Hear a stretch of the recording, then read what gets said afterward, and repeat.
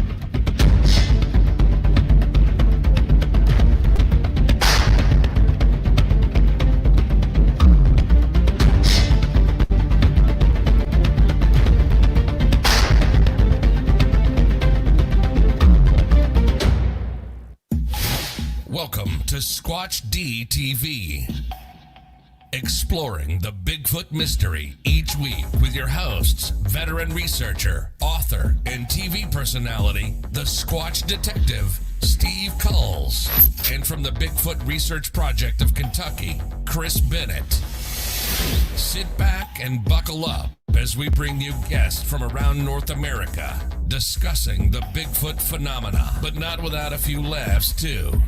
Here are your hosts, Steve and Chris.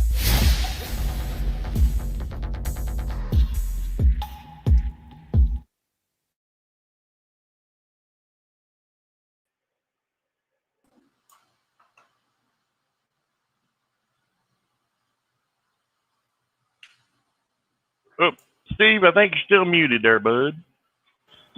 There we Good go. evening, cyberspace. Welcome to Squatch-D TV for today's date, June 12th, 2020. I'm your host, your guide, the Squatch Detective, Steve Kulls, along with my co-host, the guy down there, Mr. Chris Bennett. Yes. Evening, Chris. How you doing, brother? Doing good, Steve. Man, I tell you what, we've been burning it up here in Kentucky, painting and fixing floors and all kinds of crap that nobody likes to do. Well, let's do some of the roll call. Like doing Primate Objective. Hello, welcome back, Prime. Good to see you. Frank, hello, Frank. Hey, Frank. John, good evening. John. OT made it this week. Hello, OT. Well, you know, OT. when your name is OT, we expect sometimes you not to be here because you're working OT. Ken Parnell. Hello, Ken. Good to see you. Terry. Hello, Terry. Hi, Terry. Linda. Hello, Linda. Good to see you. I haven't seen you in the chat before. Hello, Carrie. Linda. Hello. Carrie. Pat's back. Hello, Pat. Welcome Hey, back. somebody new. Bayou Irish. Hello, Bayou Irish. Bayou Irish. Uh-oh, here's trouble. Christy's in town. Christy's in the house. Christy. Oh boy. Rick. Hello, Rick. Rick. So here we are. That's the quick roll call. I'm sure more people will filter in as time goes on.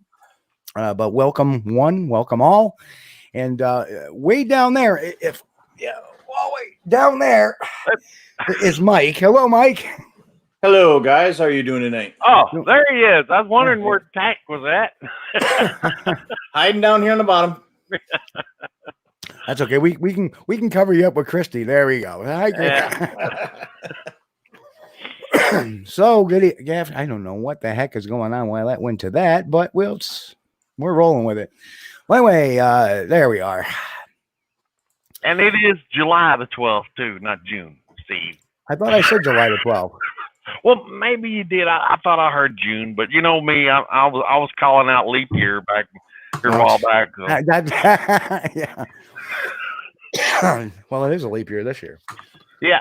Last year you called out leap year was last year. Yes. Last year I was saying it was leap year. Like, no.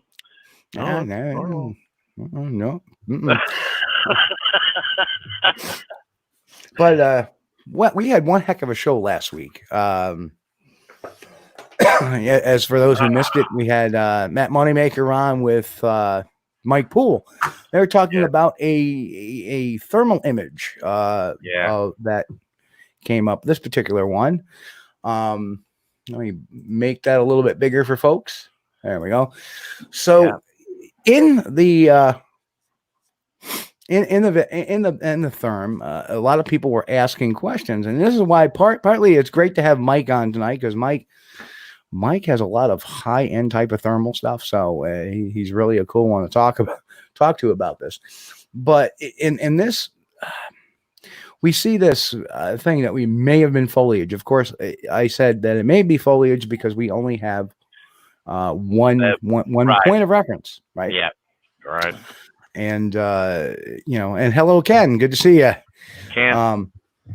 So, but as it mentioned, it seemed to look like it had like a strapping on it, possibly something here, like a support strap, which, makes a lot of sense because to me, there we go. I carry a very similar bag, something like this.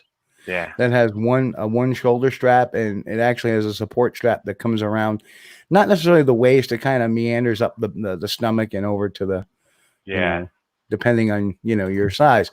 So we have this picture, and just so everybody knows, I did kind of invert it to make it a little less a little more appealing, because the brightness of that really shields some of the detail. And in this, you can see when you invert the colors, there is making the white hot rather than they were using it on black hot. So the black, anything dark you see is hot, meaning that anything light is cold.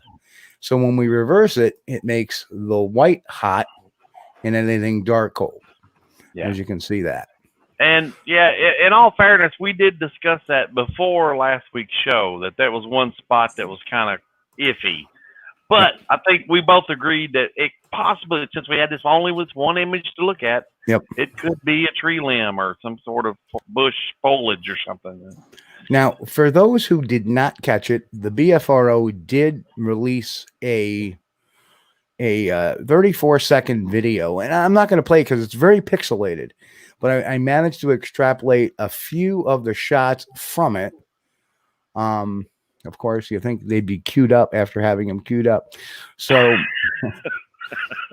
so here's one of them, and I got to blow this up. And mind you, this is going to be very blurry and pixelated. But as you can see, here is the subject here. And we see a light spot here. Now, had a talk with Matt Moneymaker about this midweek. And this is apparently it going away from us. So now this is with its back to us. So that is very relevant. That in this picture we're seeing look like light lashing here, but when we get to the pack squatch, as Frank called it, we see a larger blurb, and you can actually see that in yet another photo. This one is a little more defined as it's walking away. Now, there's a couple of pictures like here where I believe it's actually walking towards the camera.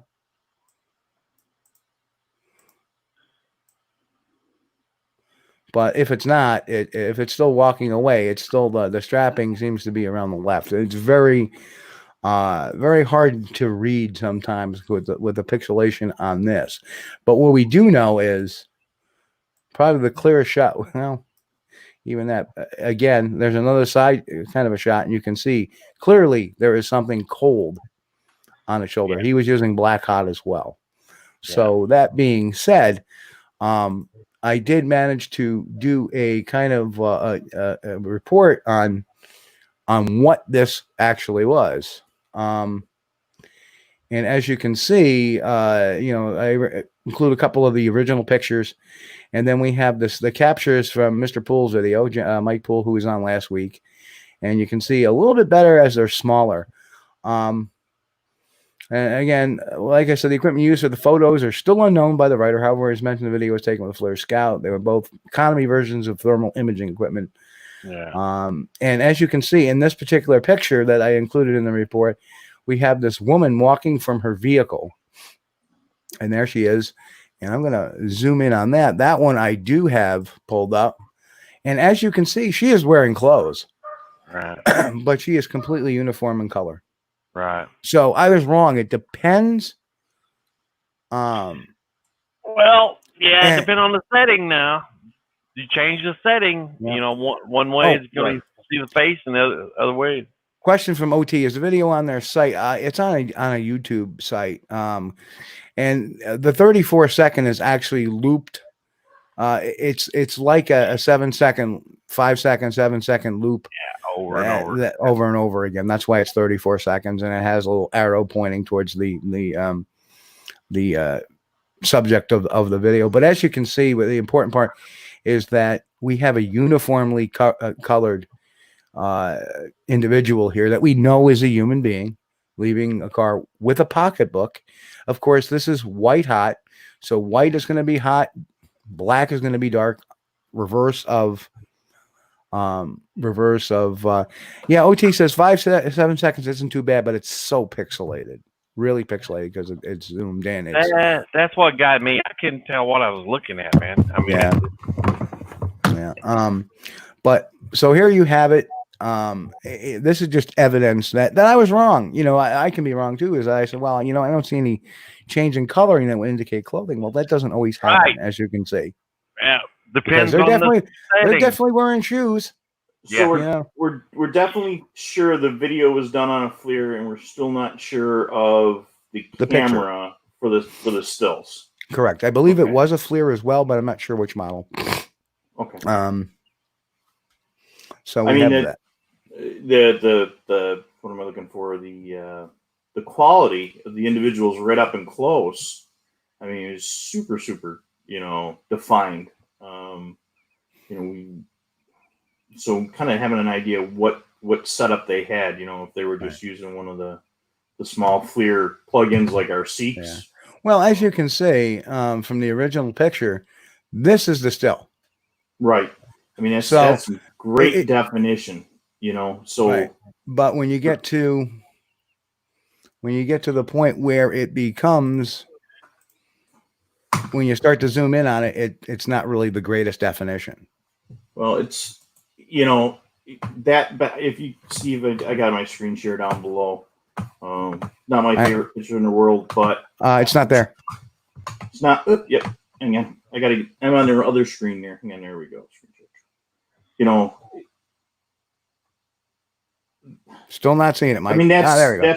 You know, that's the shoulder. That's generally how those shoulder bags are going. I mean, that's the same bag. You and I carry the same bag. Usually, some of our other guys carry it in front. I mean, that would definitely cover if you're carrying a sling bag. I mean, that's a small pack.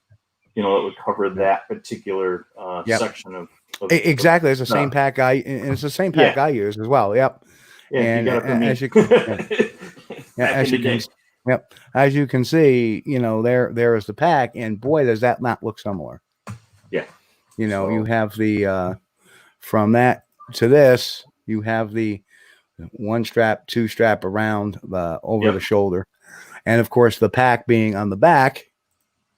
You know, then you have, you know, this photo, or this capture of the like it's on the left side when it's facing us, and it turns around. You see the big area on the back on the left. Yeah, correct. Yep.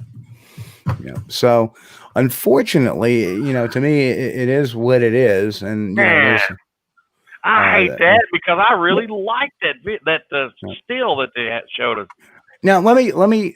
I made a very big comment in the bottom of this. This does not in any way discount the personal experiences of the researchers over their expedition. And given those facts, I'm glad to actually hear that there's an effort to get, you know, to go back out there with some Yeah. some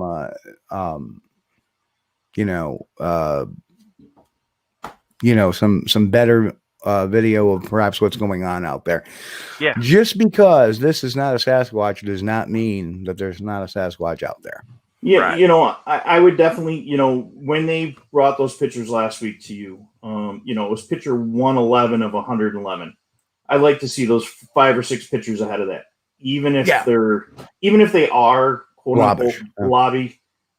We at least would be able to confirm if there was still some definition of color, because it could have been that 3 or 4 feet closer, depending on the range and pixelization on that to really pick it up. So we can kind of say maybe backpack or maybe not, like you said. I would also like to really take a look at that FLIR video, and if they had any audio, because you know, their reaction to who's there. I mean, we just spent a couple of days in the woods up north, and you know, when we get out there, every little thing in the woods is, you know, the smallest little chipmunk or squirrel sounds like a herd of elephant coming through the woods. And then when you FLIR it and you've got something that's, you know, this big coming through the woods, and you're like, no, you know, is it shape shifting in the woods or something like that? But you know, it's like, it's right there. You know, I'm in the middle of switching computers over, so I don't have a lot of the thermal on my new computer yet. So I'm just moving up the top. Oh man, I just dropped it. Something just fell. Yeah, that was the microphone. I might need that. Somebody might not want to listen to me anyway. Let me see if I can pull up some small black and white or that mink. For some reason. Oh yeah, the mink could be awesome. So Joni, hello Joni, good to see you. Says, can tell the creature's male or female. We think it's actually somebody with a backpack. Now at this point in time, at least I do. It's possible. Yeah. That's thrown up a big red flag for me on there. Yeah. I mean, we have a cold spot on the front and the back. The front very clearly looks like the similar lashing that Mike had just showed us a little bit ago. Yeah. And guess who's in the house? Jimmy Trick's in the house, aka Charlie Wonton. Hello there. Hello, sir. And of course, we got Nottingham Yankee. Hello from Nottingham. Welcome. Yeah. Greetings from over the pond. We got Big Walt and Little Walt in there somewhere. I saw a message a while ago somewhere. Hey, Big Walt. Hey, Little Walt. Do we know if they had any audio? Or have they not released any of that as of yet? No, they said they had gotten some tree knocks. Okay. But not necessarily that evening. A lot of their activity was on the previous days ahead of this. Yeah, I'm talking about the banter among their team. Right.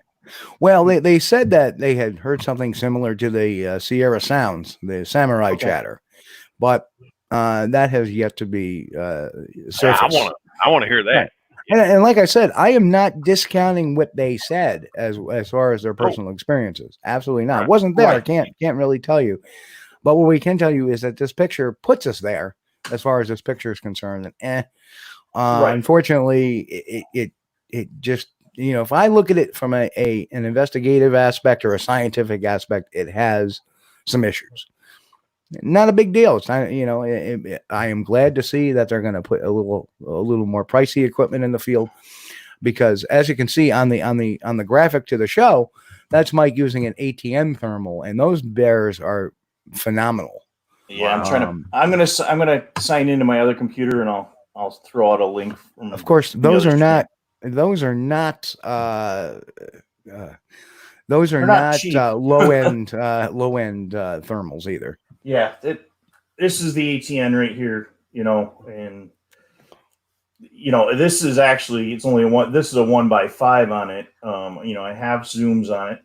The nice thing about this one is I can do a video and audio at the same time, and I can share it. So if I've got somebody in the field, and Steven, we've done it before where we've thrown it out to a tablet and somebody can stand right next to us. Or now I have an 8-inch monitor that I take in the field with me, and somebody could sit there and plug it in with HDMI and watch it from.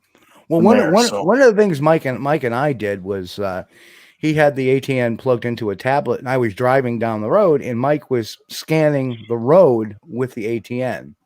Yeah. And it was pretty phenomenal. We actually stopped over a small little bridge culvert, and in the pond was a couple of ducks swimming around. And we clearly could see them on the thermal, coloring and all.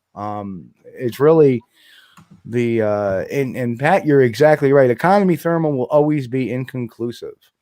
Not always. I mean, my thermal video I got in Pennsylvania, that was very conclusive that it was a bear, just from the motion it took afterwards.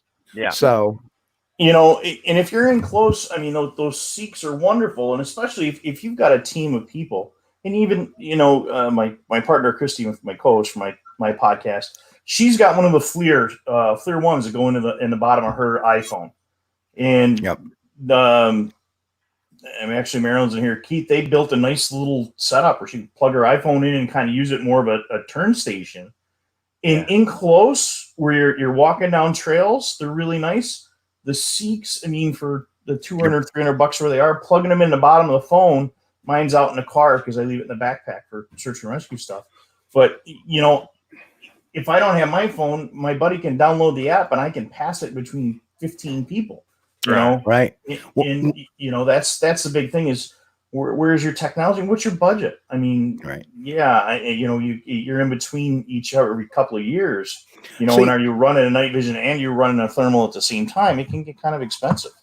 Thermal is great for ruling out stuff. How many times have we heard some stuff, fiddling around in the woods and we've come up with mice? How about the owl? Well, that was night vision. Actually, it was the owl. Yeah, I'm looking. I'm pulling it. I'm going to pull that up for you. I'm sure some folks would like to see the owl. One of the things I like doing is I put my Seek on a tablet, and I've gotten this like really hard shell tablet case with a cover on the front. And what I did was I cut the notch out of this here, so I could plug my Seek in, and then I can hold it up and we can scan, with the Seek, and other people can watch. Is it wonderfully clear all the time? No, not at all. But it does help. Okay, I see your share screen coming up. But hang on one second. Yeah, let me give you a second to pull that other screen up here. So, actually, let me pull. OT HDMI cables. OTS Seeks are pretty good. I use ones for diagnosing burnt chips or electronics equipment. So I can replace them. Never tried far away. What is a realistic working distance? I'd say about 100 yards, if that. If that, that. I mean, the bear video I had in Pennsylvania was maybe 25 yards, 30 yards. And it was along a tree line, and it kind of peaked up, kind of stood there for a second, and because we could hear it, and we turn around and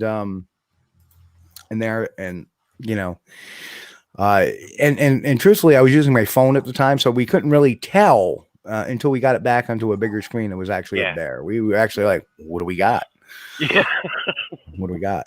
Now I got two share screens. Yeah, you should only have one share screen for me. Yep. I got two. Not me. Oh. I got one with the file list, and I got another one with just a. Yeah, we just want the file list. I don't. Okay, so you want the file list one? So I'm gonna. Yeah. So let's. Well, see. I can't do nothing to that. Did I share it? There it is. There it is. This is the Mink. So. Yeah, why don't you open that up? Yeah. And why are you not? Oh, because that moved on to another screen. Hang on one second, folks.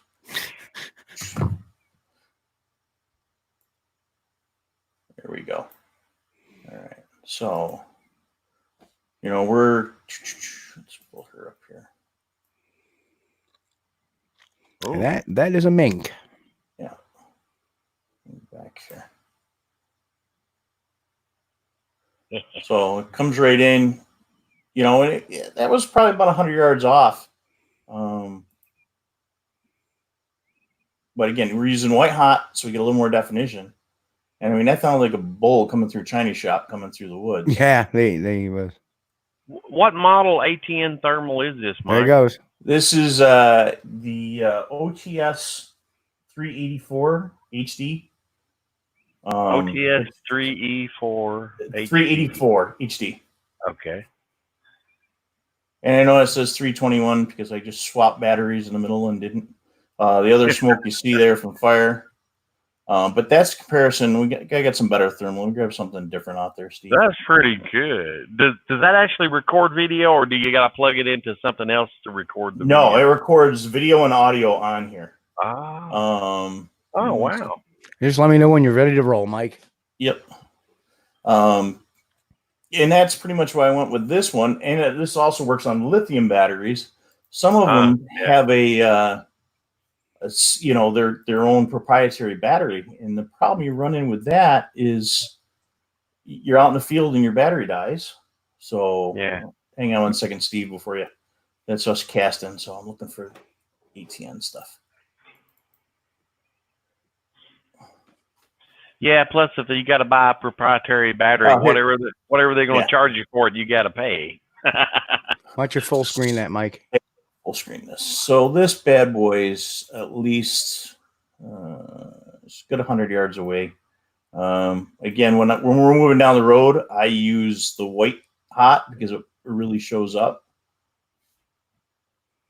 But you'll really get a nice clear image coming in. So again, it depends on your pixels, your pixel rate, what's there, which it just helps. I'm trying to find the owl here. Oh, here's the owl.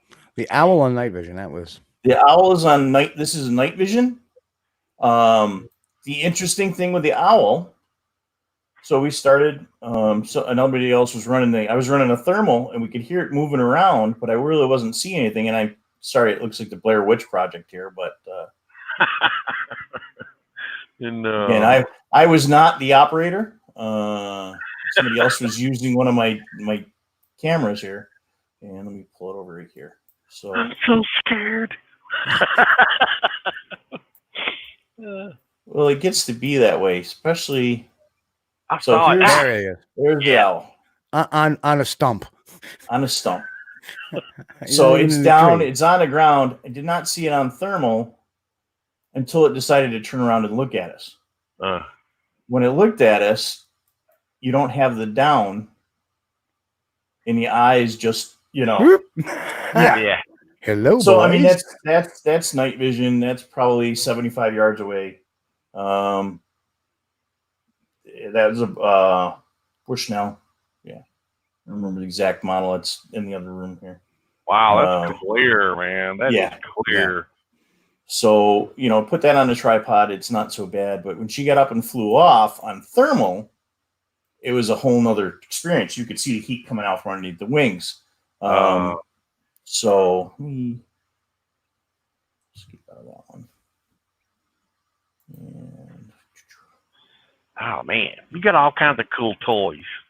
Well, as I picked them up as we've gone along. Having those items available to us kind of helps out a little bit. But I started with the night vision, but you get some blowback with the night vision depending on what kind of illuminator you have. So you won't see as far in. Then I went to the Seek. And the Seek was great. I saw something in the Adirondacks that I couldn't confirm or deny what it was. So I impulse bought on Amazon in the middle of the night the ATN. Did you get your ass beat for that? I did. I did. And I completely deserve that. Hang on one second. Let me just see what this one is, Steve.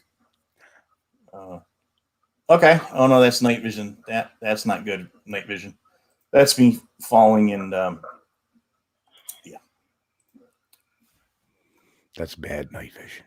that was the night that we had the rocks thrown at us, and friggin' rocks thrown at us. That's right.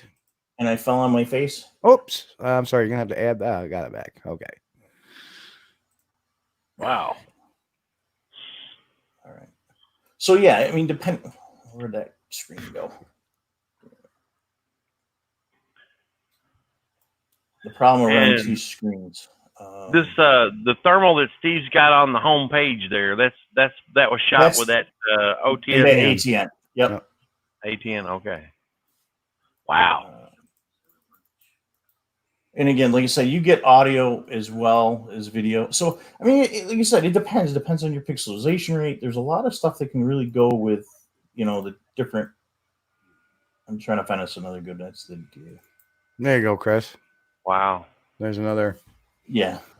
Gaggle of us hanging out there. Dude, I'm gonna have me one of these. Only thing is, I'm gonna have to hide it for about 6 months. So when I finally get it out, the wife said, "Where'd you get that?" Oh, I've had this thing for forever. Yeah, one of my guys did that. He bought one of the ATN rifle scopes. Yeah. And she didn't find out about it till the bear showed up in the yard in the middle of the night, and they're like, "What's out there? Where did that come from?" Well, my research partner, his wife happens to work with me, and that didn't go over so well at work. So, Ray, if you're watching, we know your secret's out. Hello, Ray. Yeah. So, let me see. Give me a second. I'll find a couple others. But like I said, depending on the technology is there. I mean, we run security cameras now instead of trail cams sometimes, because you can use the night vision in the security cameras. I run those out with the small battery packs, and that gives me 2-way audio with a small jet pack, little jet pack, the little MiFi box, and it runs back and forth. We'll leave them in my car and walk away if something comes up to the car. It's amazing. I've been down with some other people in Chautauqua County, New York, and nobody comes up here. Why has there been 5 cars since we pulled out of the parking lot? Yeah. DDC, the FLIR breach, I definitely would like to get my hands on. That's a small little eyepiece setup. That's a nice setup. It's you're looking at a couple of grand. You're looking. This guy is about 1,700. So OT says sleep buying is much like a thing like sleepwalking. I've used this a few times. It was definitely not sleep buying. Yeah. Amazon is dangerous. Amazon is more CCC, dangerous. welcome to the show, and he says he has one, and they're awesome. Cool. Mike, I a lot of the equipment that we use, it's Christy goes, better to ask forgiveness than forgiveness. Yeah, she gets to use all this stuff when we go out. I don't. A couple of the one of the things I used to do is when I had a battery pack, well, I actually hooked the DVR cameras around the campsite. Yeah. So anything that came in around the campsite, and we could watch it live because we had the monitor. So if we would hear something coming, stalking around the camp, we could see. So Johnny asks, what is a parabolic dish? So a parabolic dish is a dish you can add. Oh, you got. Yeah, he'd like that one. A parabolic dish is something you can add to a microphone. It's attached to a microphone. The dish is behind, so you can target listening over a long distance. So that's what a parabolic. We picked these bad boys up driving. A couple hundred yards out in the field. That is a nice looking buck. Yeah. Yeah. Yeah, a couple of younglings there. So, it's amazing. We show more. We show more live animals on this show than a certain guy in Canada. And supposedly he knows how to hunt. Anyway, but yeah, I think I'll never forget that night, though. Mike, talk about the night we had the rock throwing. Okay. So we went up. I thermed an area, turned it off. We're top of the mountain. We were actually there a couple weeks ago again. Nice sprinkles, but when we got there, we got some nice knocks. Somewhere I got the audio buried in here. I got back behind the car. I'm leaning over the top of a Chevy Equinox, so you're gonna get, my head's up above it. Team member in the front, Steve's in the back, going through messing with his 4K camera, and out of nowhere, I get hit right in the middle of the forehead. Oh. So I stop and I look up, going, "Okay, is it acorns? Is it something else? Coming off the tree?" And then the next rock comes over and skids across the roof and hits me in the face. And I'm like, what in the hell? Now again, the thermal's in the pocket. GoPro's just about to die, like always. They never say. So now, actually, with the small cameras, I had one. Yeah, I'm running the battery packs for the cell phones into those too. So I'm going to chest mount, running that, so it gives me a good 8 hours of juice, because that 15 minutes it never works when it works. But still running audio, so at least I can dictate what was going on. And then the handful comes through. Steve gets pelted in the back of the car. The whole side of the car gets hit. I come around. By the time I got that camera up and around, can't see a thing. Yeah. I got something. I can't say what it is, and I'll it's here, but you'll see a hot bob on camera. But it was like really when Mike said he got hit, a couple of times. I was like, I didn't know where he was, the orientation was, and then all of a sudden that whole handful of rocks came, pebbles or whatever came through, like something just picked up a scoop and just went, and it pelted me in the back. So it was coming. I think it was actually coming from across the road where we were, rather than on the same side of the road we were, which is probably why we couldn't see it. It was probably like, you don't know. And I mean, just the rainy nights, for some reason, we just seem to really get a lot of stuff that doesn't make sense why we're out there. So, Joni, let me give you a good, better example of, people like using parabolics.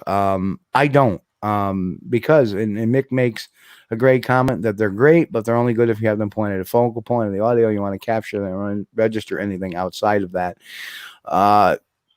What I do is I take my Zoom, and I can actually plug a Zoom H2N, and I can actually plug either earbuds or headphones on them. And if I turn that gain up and put a 4-way speaker, I can hear 360 around me for quite a distance. And hair length is another thing. We saw the deer a few minutes ago. Mm-hmm. This is what, a dog looks like up close, See if we can get her on large there. Oh, not the right one. Let me know when you're ready to roll. I'll hit it to the ad screen. It should be Vita. Yep. Oh, yeah. Let me play her again. That's just coming right in, close, but you really can. Right. I went out one night. Yeah. I got the Shepherd out. I got the Doberman out. I'm comparing heat temperatures. We've changed colors. And that's another thing, depending on what the background is when you're doing it. If that sun is hitting a tree all day long. So when we were up in the decks there a week ago, some of that footage, looking at those trees, you really, until you get a real hot animal in there, it's really, sometimes you just get a mass of, if you're using white or using a black, it really darkens out. But that one piece will actually really bust right through when you're looking. Yep. It was kind of funny because the mink, I had thermed as well. I didn't record, but that's how we could tell it was a mink, because it had kind of a profile of a Fisher cat almost, except it was smaller. And, Fisher cats, minks, weasels, they're all related. And I know minks go up trees, not so much Fisher cats because they're too big, and that corkscrew, how they go up. And that's how we could tell it was, actually a mink. And then it kind of peered at us for a little bit. I could see the head and that's what I like about Mike's thermal there. I mean, the resolution is so clear. Not only could you tell that was a dog running up towards you, that's a Doberman. It's you could identify what breed of dog it was. That's very good resolution on it. Very, very sharp, detailed. Yeah. Well, that's again, that's the difference between an economy FLIR and in a regular flare. And oh, you're welcome, Johnny. I think I use an H2N to listen, and it's really because I'll put it on there and it'll be like, I mean, just crank that volume up, crank the mic input up, and you can hear anything for Sometimes it gets annoying because even though it's omnidirectional, you can't really tell which direction it's coming from. But that's why you rely on your other people to say, "Hey, that's coming from over there." Okay. Well, and that's the thing. Like when I run my audio, Steve from doing the paranormal stuff, they live listen. Yep. So now what I'm doing is I've got a small Sony, goes in my backpack, goes on that sling pack, and then I have a stereo microphone that's clipped to the back of my backpack.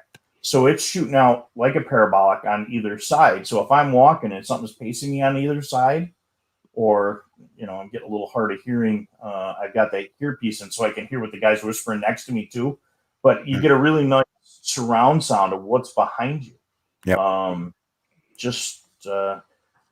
Pay attention to who you're in the woods with, because I had a research partner scream because she found something really cool one day and I almost went deaf. So thank you, Stacey.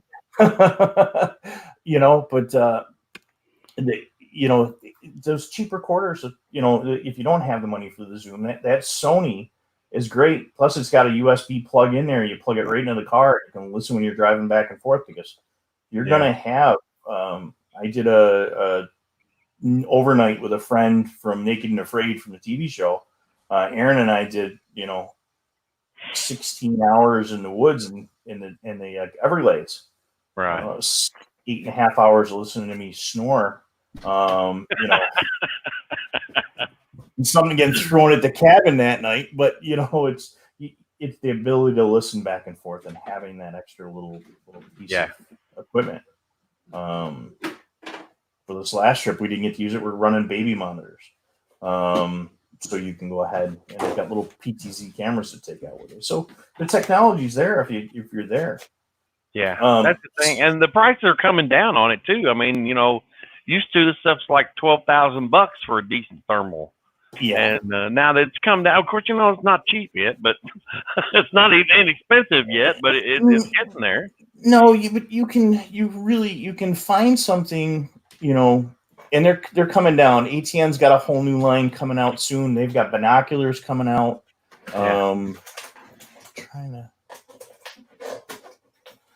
I've got a really good piece of thermal here. Steve, do you want to mention any of that new technology we went over last week or 2 weekends ago? Some of the apps? Hey, go ahead. Go for it. A couple of the new apps that we're using we're starting to use as a team to help us. But before we get into that, I just wanted to so Jody can see, this is actually an H2 Zoom recorder. It's got a mount on the bottom. You can put it on a tripod. You can leave it out. This is the H2N. The H2s are silver, a little older. These are a little more simplistic, but they have a great digital output. You can see what you're recording. Now, another thing too is you were talking about boosting night vision and stuff like that. One of the little finds I found on Amazon, and it's a I'm trying to think what make a.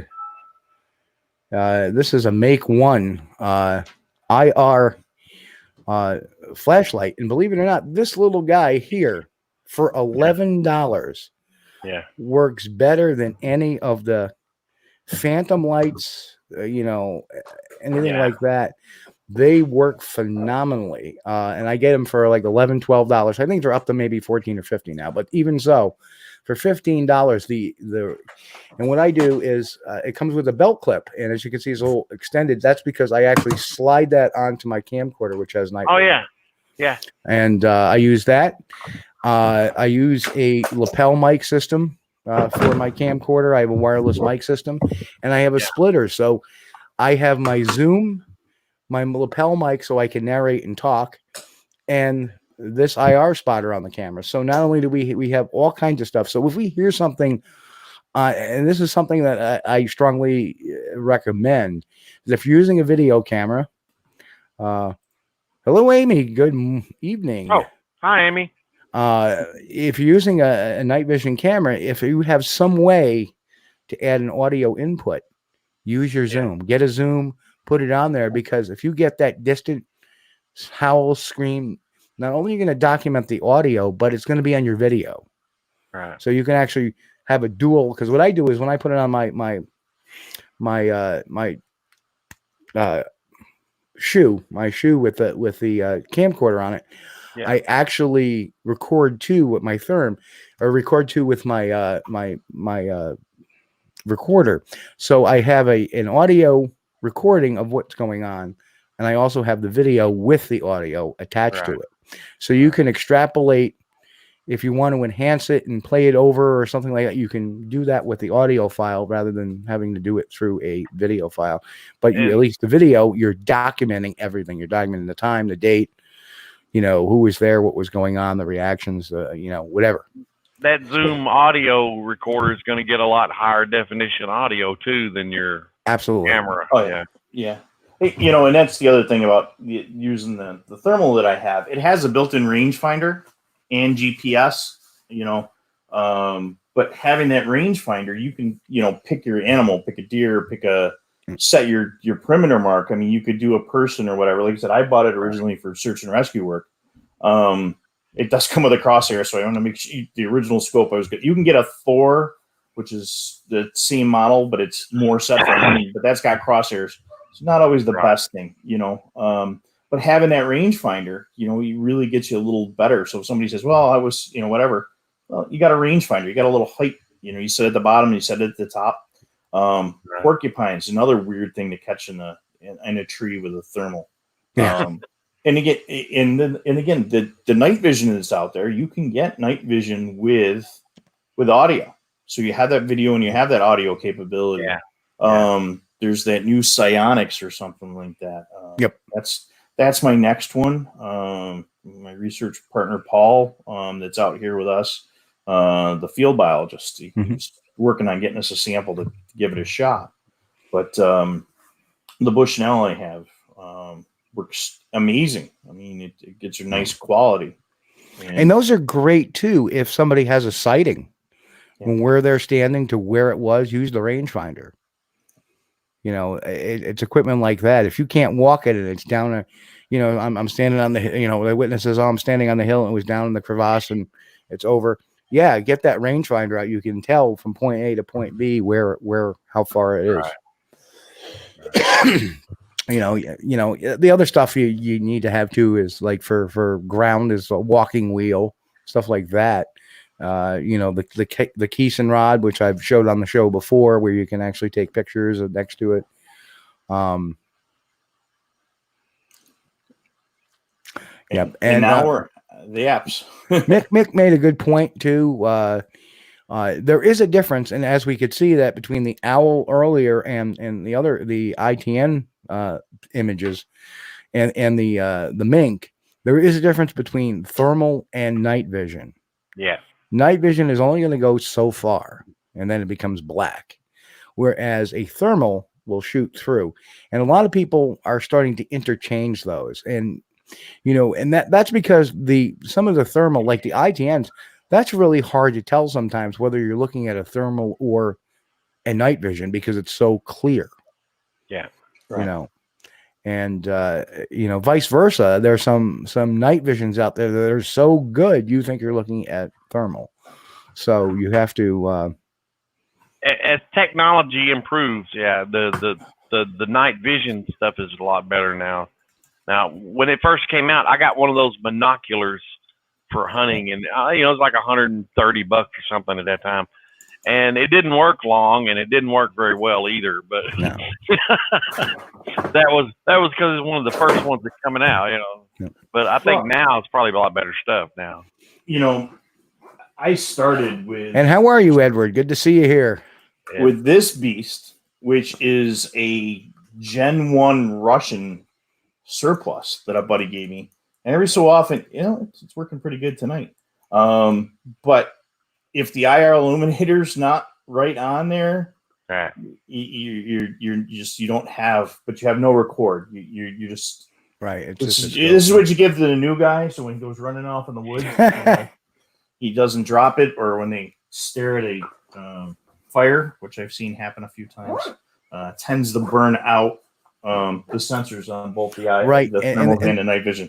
And there's a big difference. Like you can look at like thermals are not sensitive to light.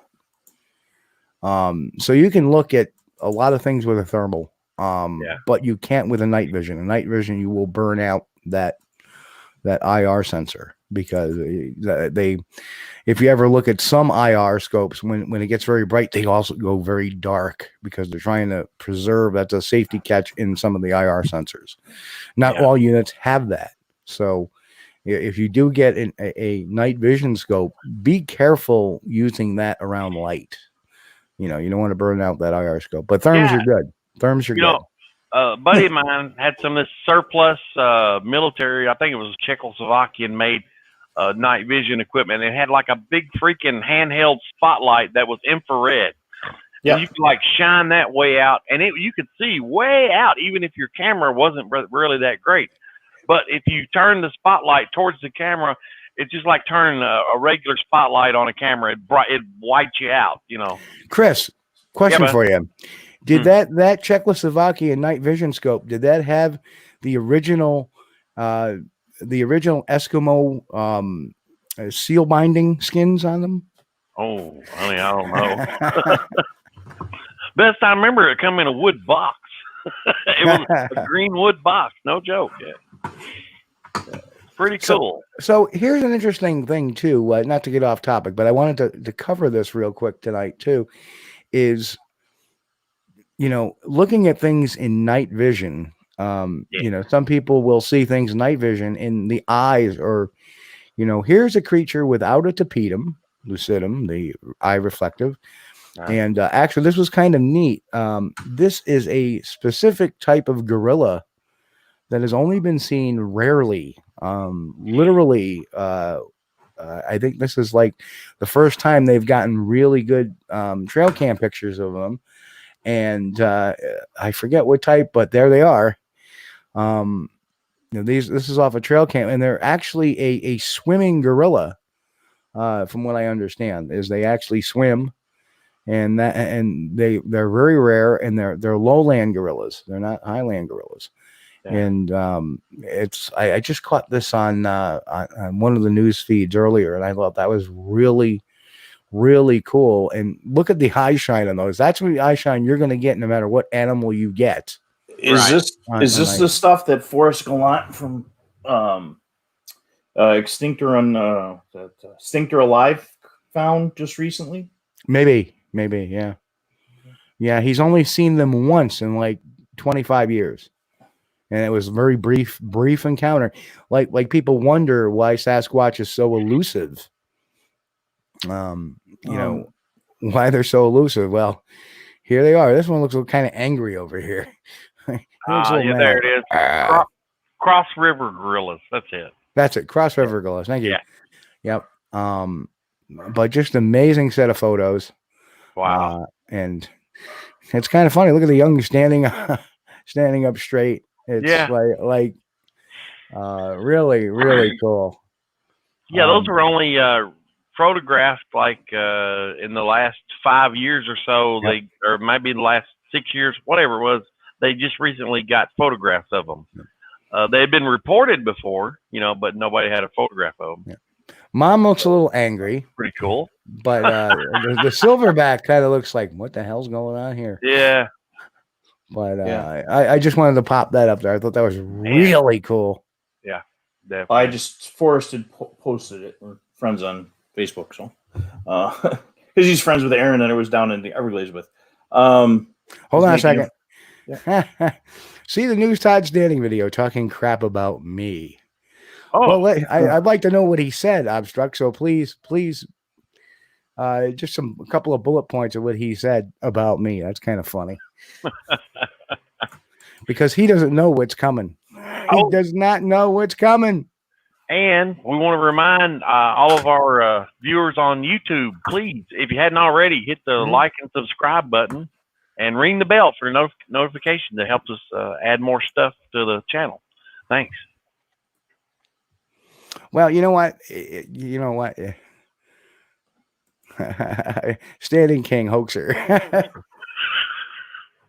Well, yeah. Gorilla glove. In the backseat of a car. Something in his new video, grabbing an apple. What a coincidence.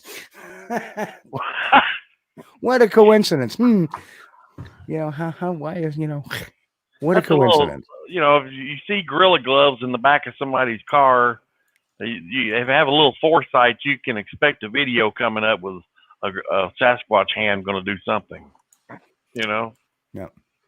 So if he... But that's for another show, though, right? Said something about introducing you all to all your experts or something like that. Oh, so basically, they're experts and blah, blah. You know what, Todd? You know what? It just may mean that I need a new video about you.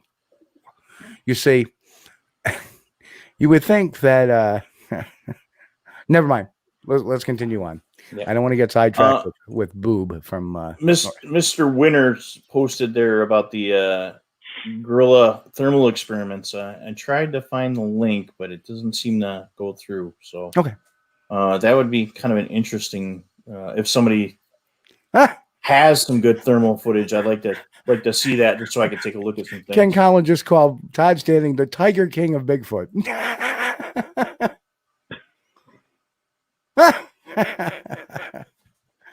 Thank you, Vim. Thank you, my friends. Thank you. I said it before. I'll say it again. All good. All good. Abstract. That's the beauty of the show. Yeah. Well, this is the beauty of the show. Is sometimes we get off track, but it's because it's an interactive show. We actually listen to what our posters are saying, and it's really cool that we can get them off the different social media networks. Really cool. Yeah. So. My question, Steve, is what are your listeners using for technology, cameras, and brands and stuff like that? I mean, it'd take a poll and see who's beating what up in the woods. Would be a great, Yeah. I know I'm one of the only guys that's really using the ATNs when we're out. Yep. I know a lot of people are big on the FLIR, especially the FLIR Scout. I mean, it's reasonably priced. I know Jay just switched out to something. Oh, he went to but you know what? Scout from the Seek too. Here's my issue. Here's my issue with the FLIR Scout. This was a FLIR Scout. This was a FLIR Scout. Right. This was a FLIR Scout. I don't want something like that. Right. I want something like that. Yeah. So ATN is going to be the way to go. That's it. If you want evidence, not just something to rule something out. So Dave DDCC says FLIR technology horrible. Well, that's the TK. Now I know he mentioned that he had the breach. The breach is eye size. It's like a PVS 14. Yeah. It's it was designed for. Good for you, Pat. Yeah, and I would like to get my hands on a breach just for size comparison. It's easy to throw, and that's the other thing is what can you throw in your pockets? What's weight? You're climbing a mountain. What do you got on you, and what are you going to take with you? He's got a wow on the breach. But the breach. Well, if you think it's $2,500 or $3,000 or something like that. So, go ahead, sir. I'm sorry. If you think about it, there's so much that you have to consider carrying in, depending on how remote your location is. I mean, that's why it's really and you know what? The Todd Standing conversation continues on. People really don't like him here. I wonder why he doesn't have any night vision footage of Sasquatch. Because I've seen that video. I've seen that. He's waving a flare in the darkness and saying, "What do you want? Go away!" And then Abstract says, "Drop another video to expose his weight matter." I like how the flashlight on and say, "Come closer to the light." Oh, so I can by the get way, you a Pat's real using video. an Auto Evo 2 Dual. Auto. So right now we're all typing that in to see what that. Yeah, I have no idea, man. This is all this technology. The closest I've ever had to anything was like one of those cheap binoculars. Oh, okay. So it's a drone. Oh, It's a drone. Yep. I am good at crashing those things. Well, Chris, now they have the return to home. Oh, well, every time my son gets one, hey, Dad, try this out. Man, I crash it. Yeah, now they the more expensive ones have they have the controller which you can snap your either tablet or your phone into, so you can actually see where your phone. One of my friends, Mike Veronini. That's not a bad price. Yeah, Mike Veronini has one. He did some photography for me. It's not a thermal one, but he put that sucker up, and you can actually see it flying from the screen. You're getting a live feed from that, and it's really cool because it's way the heck out, but it's still getting the signal on. Yeah. And then what you do is you hit navigate to home, and it'll auto come back and land itself where your within 10 feet of your tablet. Okay, I can handle that. Yeah, that'll be all right. Seth had his out just sitting there on the deck when we were hanging out, changing out some, and it was like just tracking him around. It was just awesome to watch that. But yeah, and Pat had mentioned, you can, and David you can hear him. Yeah, it sounds like a swarm of bees coming at you, which is great. I mean, it's a nice setup. As far as this technology is, I can relate to one aspect of it. Because my cell phone is like an antique and the battery is dead, so I always have to carry around a battery pack with me, either that or no phone. Right. But if anybody is going to buy a battery pack, get one of these big thick things from Amazon or eBay. They're about 10 or 12 bucks, and they've got like I think it's 18650 lithium-ion batteries in it. And if it ever goes bad, you can take the cover off and throw the battery away and stick new ones in there. And here's they're rechargeable for like 1 million times, And here's the other thing too. If you're stuck out in the middle of nowhere camping as well, there's also the solar powered. Oh yeah. You can leave it out solar powered, and you can. Now that is cool. Yeah, you can actually plug 2 devices into it and charge 2 devices. Yeah. And this can also be recharged through a wall charger, but it can also charge by just leaving it in the sunlight. Now that is cool. So that. Hey, I'm always good to travel with my gear and drag Steve with me. If you're close enough in the Northeast, Yeah. Yep. The back of my truck rolls out. Last week I got a marine battery with an inverter so I can hook up half the stuff while I'm out in the field. Yeah. And then somebody pulled up a nice, good old fashioned jet pack or something like that. It's small portable generator, and it was like, oh, hey, wow. Chris, good to see you here tonight. Hate to break the news to you, but we had a whole bunch of stuff we talked about in the first hour. Yeah. You just catch us on replay. It was more about the type of technology we use and Mike uses. Especially when Mike's with me, he's got all his toys with him. I have a Seek, like I said, my standard rollout is a Seek thermal. I do have a digital, very small digital night vision, which I really don't use too much anymore because in the woods, it's really not the greatest. And I use recorders. Future equipment coming, trust me. Yeah. The best, I think the best we've gotten recently is the mink. Yeah. And, of course it was this isn't our squatching time of year. A lot of people don't understand that where we are, at least in my areas right now, it doesn't really pick up till the end of this month. So we're getting close. And then from here till the best time ever is from September through mid-November. Those are the best times. Those are the best times to catch what we're doing. Catch them what they're doing rather. Another small one, Chris, if you're looking for something that doesn't record, Leopold looks like a regular rifle scope. And it's no bigger than cell phone or so, just round, like like a small Tasco scope or something like that, almost like a red dot. And my partner's got one. It's got really nice quality footage. You can't record it. It's for a hunter to find a game at the end of the day. Right.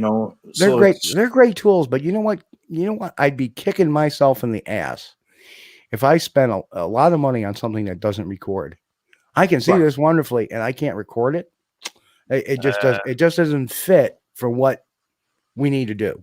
Right, and I mean that's just it with the Seek, with the FLIR 1 that goes into the phone. You can at least you can get the video and stuff off your your phone. So that's my backup if I run out of batteries. The only thing is it kills your phone too. So or your tablet. So Mick. Mike Patterson. I'm thinking of Mike Patterson, the Sasquatch, Ontario. Yeah, if he can come now, not likely. Not likely. And even DD said, yeah, it's got to record. Yeah, they're nice to have, but like I said, we're beyond. Maybe 10 years ago, it'd be cool to have one of those because hardly anything recorded 10 years ago. Right. Heck, 10 years ago, your thermal imagers, even your FLIRs, didn't record anything but pictures. You met Jim, who was at our encampment here a couple of weeks ago. Right. He brought his FLIR. His FLIR caught the 2013 FLIR images that we had along the Pulteney River in what I call, Research Area 2.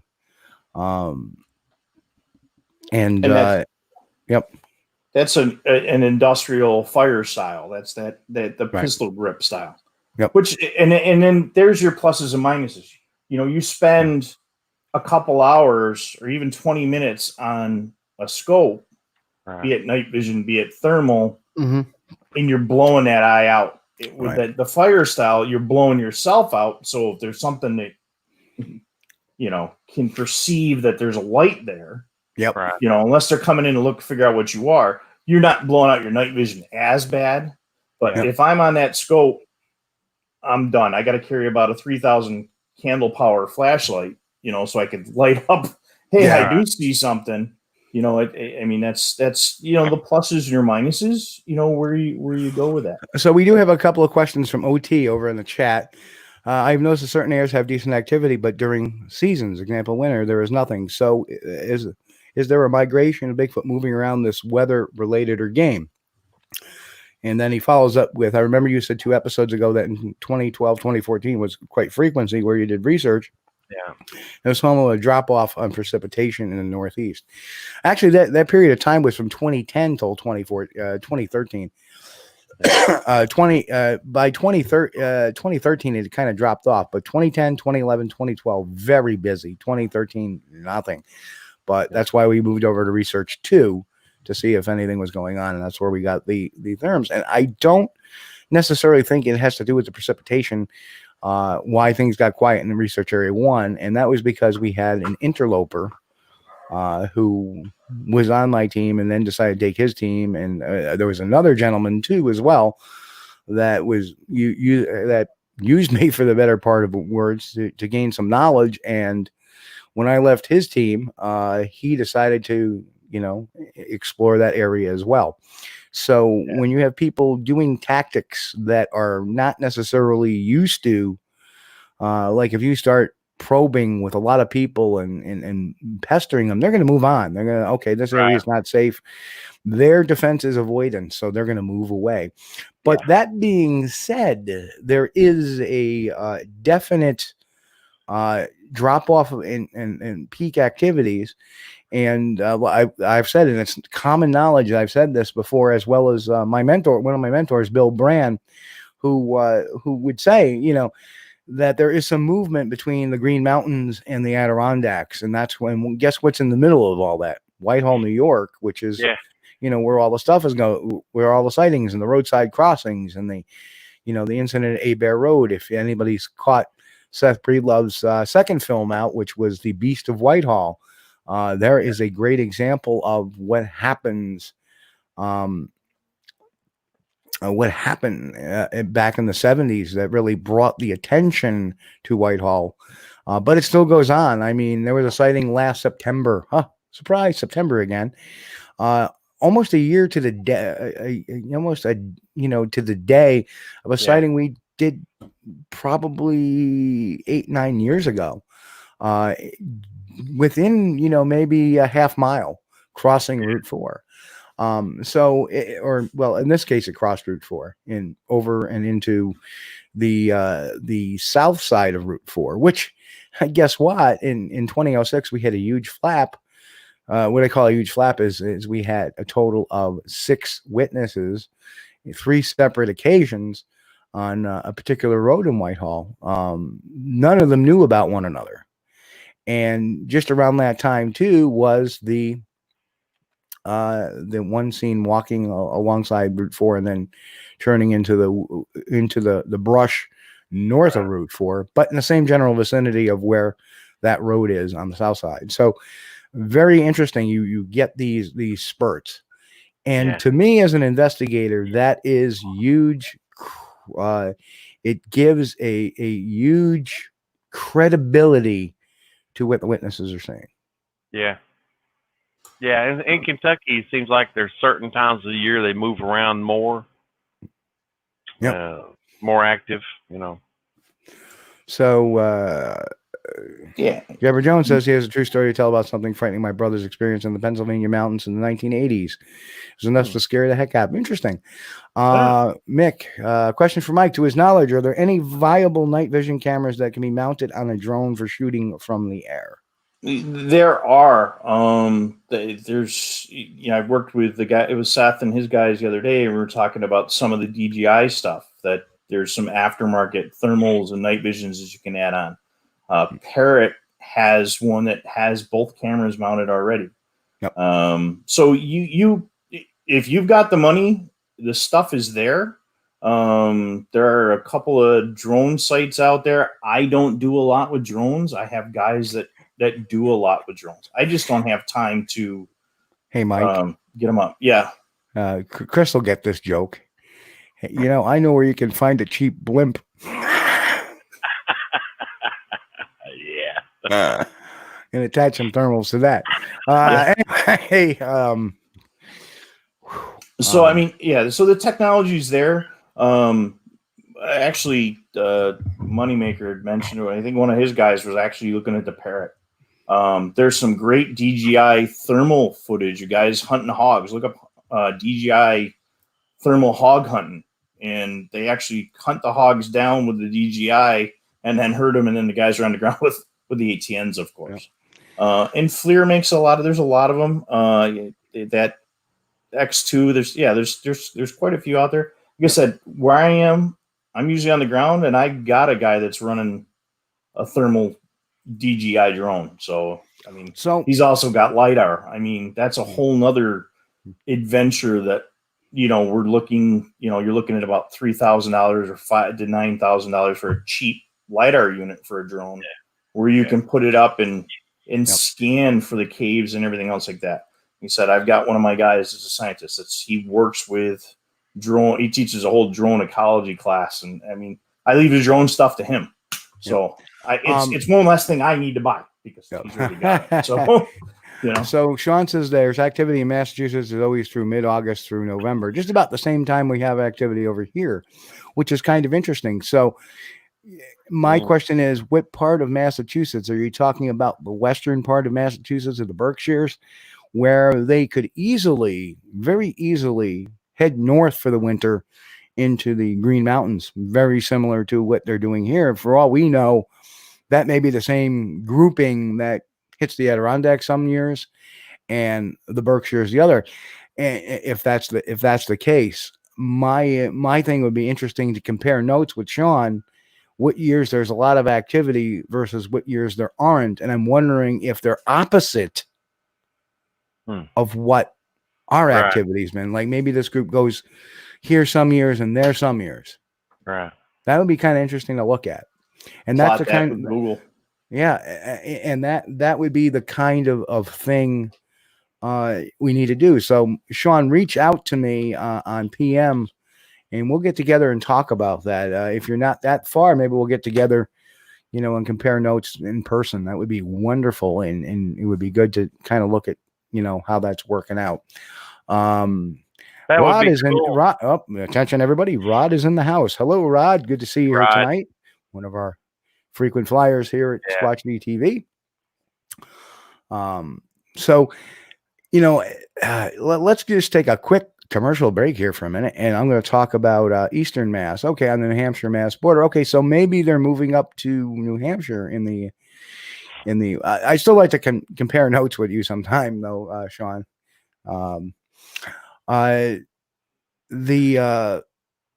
I just want to let everybody know that I hope everybody's getting the postings. When I do a show announcement now, I'm able to post them on the YouTube channel, which is awesome since we, hit our new mark. So we can actually. That would be something to look at too, Steve, and cross that information over with when it's berry season in each area. Mm-hmm. That. If there's berries, like for example, where we are in research 1. There isn't the only food source I can really point out as far as is plant matter and wildlife. Yeah. And there is plenty. Obviously, Mike's here. There's plenty of little wildlife out there. Oh, there's turkey. That's the first thing you want to see when you're driving down and turkey out of nowhere, turkey come flying at you with a thermal camera. It looks like something out of Jurassic Park for the first time you see it. You're like, what's that? Yeah, but I mean that whole area, Steve, that we've been in, and again, somebody asked, does rain make a difference? And every time we're up there, and it's a really junky day, is usually when I see we have more activity. I mean, that last time though, I've never heard the woods as quiet. The last time we were out here, deathly quiet. You could hear a pin drop in those woods the entire time we were out there. I mean, it was about. Everybody's actually creeping everybody out. Like literally, I've never heard it that quiet in the woods. Yeah. And then the morning came, and it was like everything was normal. Yep. And then the night, and it was noisy, and then all of a sudden, poof. Like, hey, where'd all the little sounds go? They're not there. I mean, literally, it was like dead air. Just and that was the thing. I mean, I spent about 4 hours by myself at the location, nobody else around. And trying out some new audio software for birds using bird.net. It's from Cornell. And basically you can record and analyze, and it'll pretty much tell you what the birds are in your area. And it was kind of interesting, of course, now the app's going on. But it was interesting because it's kind of that we had pick up, and it's like, they're not, it's still picking up in multiple recordings, what it's got out there. And you know what happened, Mike, is you left that recording when I was talking. Oh, we got human too. Well, no, you left it. You left it recording, and I checked it, and it said it was a blue-crested bullshitter. Whatever kind of bird that is. Yeah, so we tried a whole bunch of new software out there too. I mean, we 3D scanning apps, for folks that forget that they didn't take their casting material with them. I mean, that three, and you know what? That's going to be loaded on my phone as well as the bird.net. Because those are invaluable tools. Invaluable. The 3D one especially is really cool.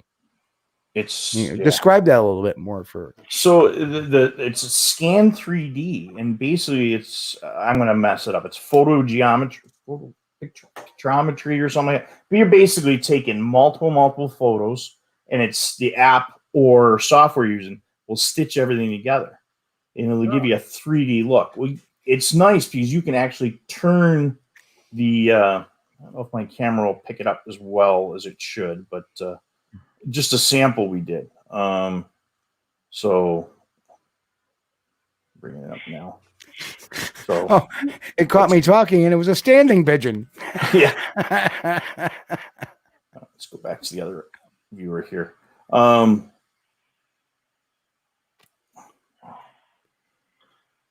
Let's see view. So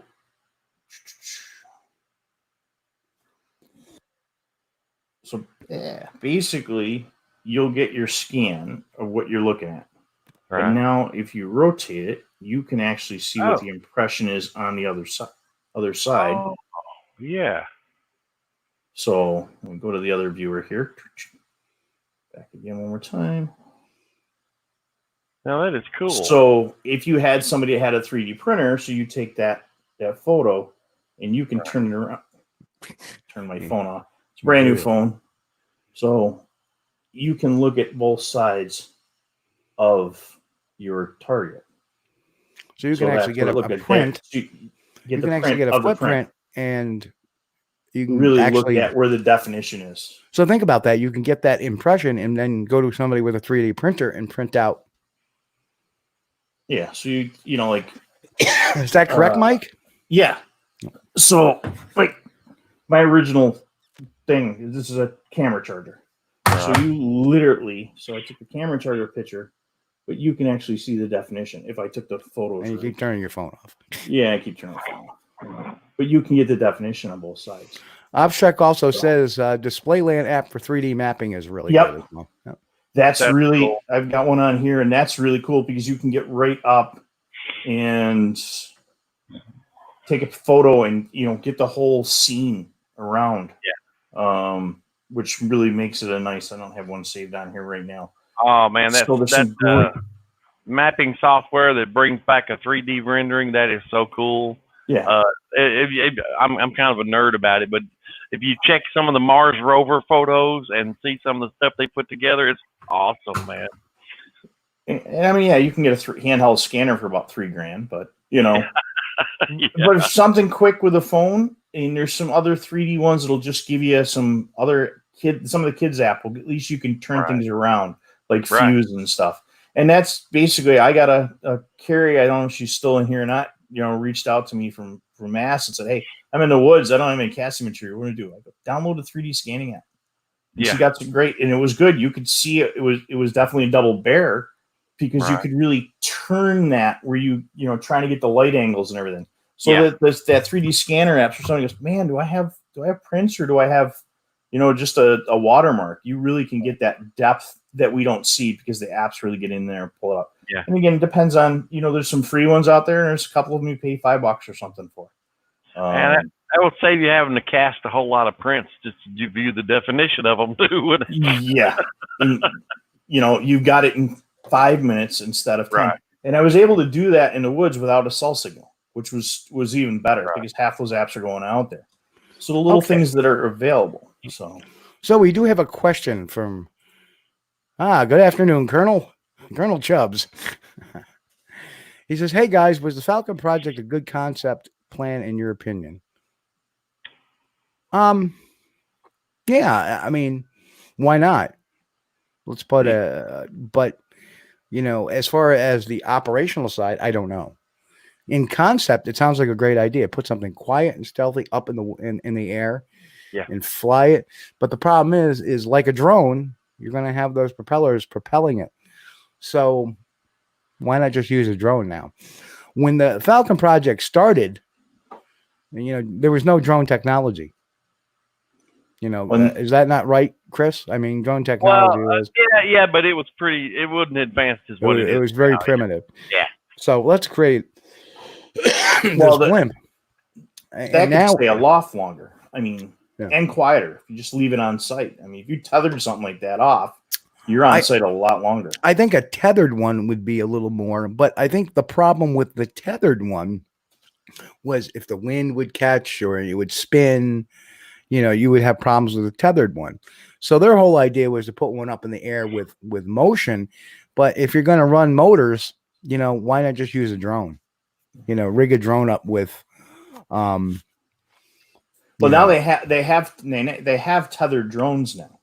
Yep. So you can get it. The fire services down in like New York City and some of the bigger, you know, they'll put a tethered drone up because then you have power and you're good for hours. And that's and not, hours, yeah. You know, I mean, you would have to put at least 2 or 3 points on that on the tethers, so you can stabilize it to keep it from spinning. I think it was actually a pretty good idea, but the main drawback was the wind. Yeah. Well, even then they were having problems with the wind, but yeah. but the major problem with that whole program was the funding. Yeah. There was a lot of promises made, and I guess things didn't work out the way they were supposed to. So I've never tried to build build a blimp like that, so I don't know really what it would cost. So I really can't comment, but it seemed like it wouldn't be too much. Right. So the way I look at it is, listen, I wasn't in the inner workings of that. I only heard rumor and supposition and whatever. It didn't work out. It is what it is. Obstruct P has another question. Is there a Bigfoot cover-up going on? My answer to that is negative. I think that there is. You only see a cover-up when it deals with like security secrets. Like there's no doubt there was cover-up, and it's come to light now with releases that there was cover-up in the UFO field. And that's been going on for real. I mean, J.L. Hynek, who is the doctor, the astronomer or astrophysicist, I forget what his doctorate was in, but he worked for years with Project Blue Book, and then came out and said, listen, we weren't being honest. So he was the first one to blow the whistle that the government wasn't being honest on UFOs. Then we have all these releases of these new videos that's kind of saying, oh yeah, we actually had a program in the 10 years ago that covered this stuff. So put that aside. As far as Sasquatch is concerned, what national security risk do they have? None. They have a financial risk. So if there's any kind of cover up going on, it's just an unwritten word, an unspoken word, just to ignore it. Because what happens is if the government acknowledges it eventually, which that's why it's going to take a huge step to prove that they exist. Once they prove they exist, now the government's in a conundrum, because now how are we going to? I mean, look what they did to the logging industry with the spotted owl. Yeah, there goes the logging industry. Yeah, what's going to happen to the logging industry when there's a new primate running around the woods? Can we have people still camping out in the woods? I don't know. Yeah. Seems like they might disturb their habitat or something. Right. So, it is. Somebody asked if I have seen the undercover footage from the Beast of Brushy Creek. No, I have not. No.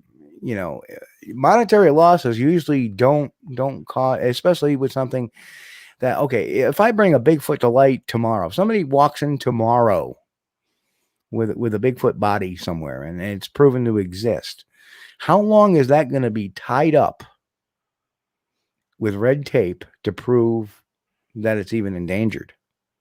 Because then, we know they exist.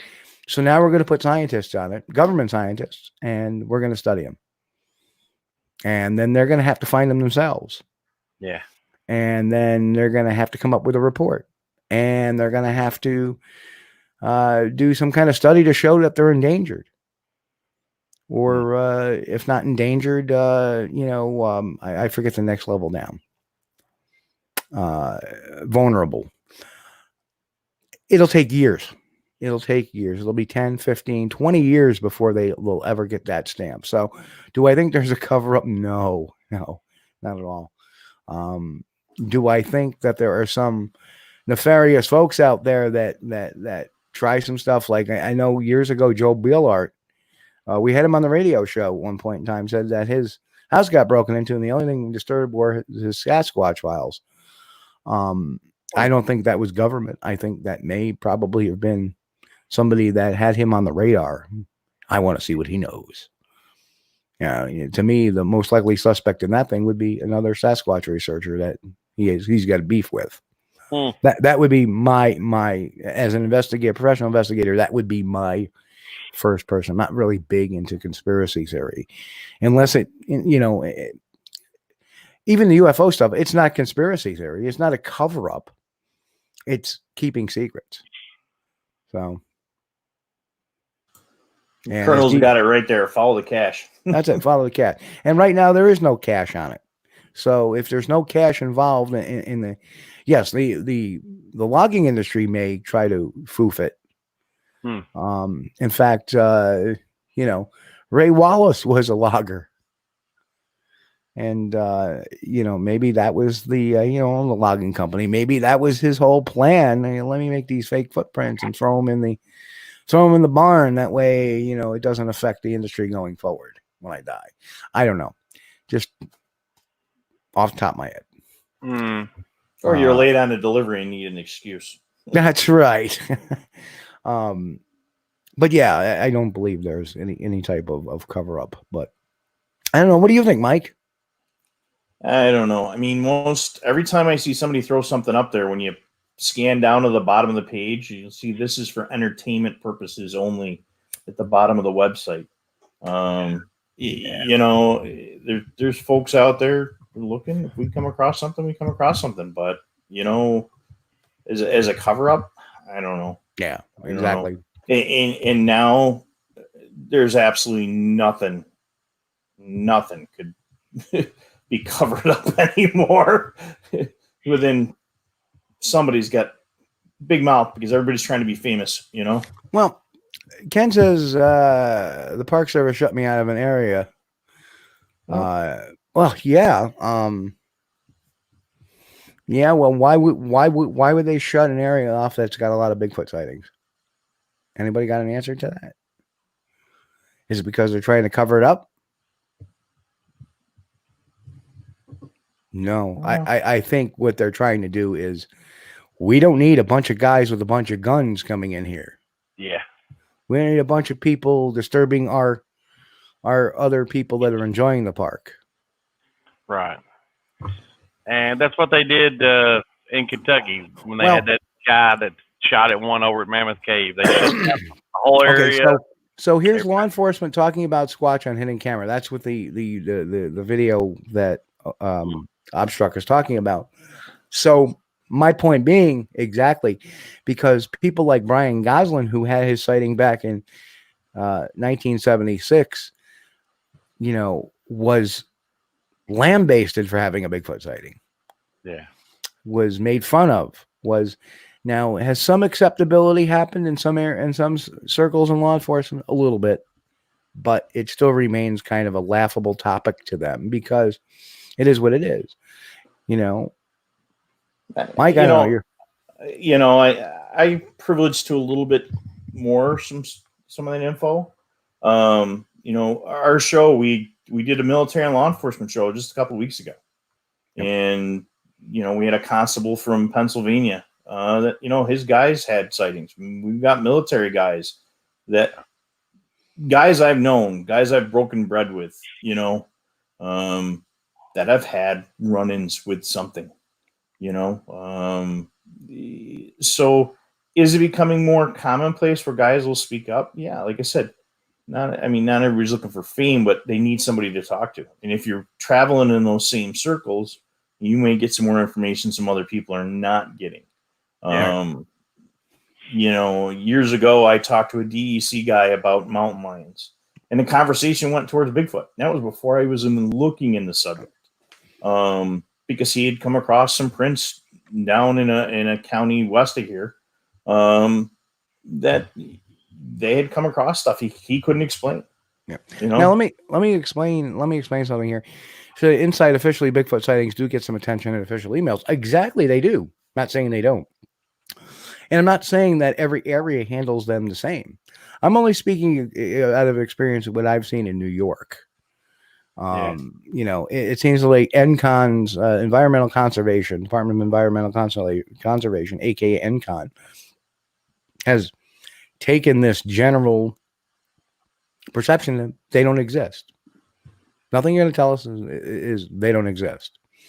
Now, that may be not necessarily a cover-up, because a cover-up would, you know, oh, there's a dead Sasquatch, let's go down and grab it. I don't want to get too